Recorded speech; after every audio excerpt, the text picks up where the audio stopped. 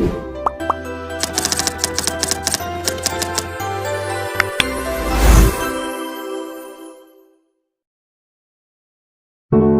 warahmatullahi wabarakatuh. Saya Rizika Hernisa dengan NIM 2511041. Di sini saya akan mempresentasikan teori basis data dengan kasus pasien rumah sakit. Yang pertama itu ada entitas dan atribut. Untuk pasien ada ID pasien, nama, alamat, tanggal lahir pasien, dan nomor telepon. Dan untuk dokternya ada ID dokter, nama, spesialisasi, dan nomor telepon. Dan ada juga rekam medis atau kunjungan, nomor kunjungan, tanggal, keluhan, diagnosa, biaya konsultasi, ID pasien, dan ID dokter. Dan untuk obatnya ada kode obat, nama obat, harga satuan obat, dan stok obatnya. Dan untuk detail obatnya itu ada nomor kunjungan, kode obat, dan kuantiti.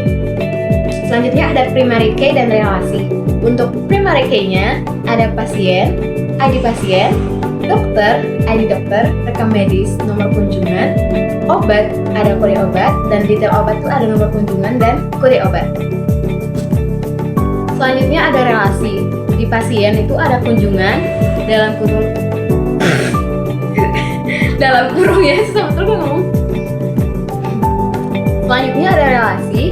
Yang pertama ada pasien, itu kunjungannya 1:n, dokter kunjungannya 1:n, kunjungan detail obat 1:n, obat detail obat 1:n, dan selanjutnya ada struktur tabel.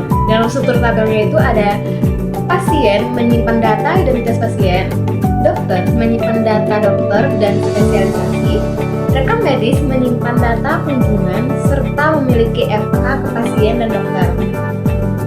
Obat menyimpan informasi obat, detail obat menghubungkan rekam medis dengan obat beserta jumlah obat yang diberikan, dan selanjutnya ada IRD and LRS. Di IRD ini terdiri dari 5 entitas.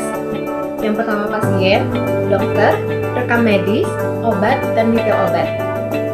Dan seluruh entitas saling terhubung melalui primary key dan foreign key. Oke, selanjutnya ada LRS, berisi implementasi data ke dalam tabel database, lalu menampilkan contoh data pasien, dokter, rekam medis, obat, dan detail obat. Dan yang terakhir ada kesimpulan. Basis data klinik terdiri dari 5 entitas utama yang saling berhubungan. Nah, di setiap entitas memiliki primary key untuk identitas unik. Hubungan antara tabel menggunakan foreign key sehingga data lebih terstruktur dan mengurangi duplikasi.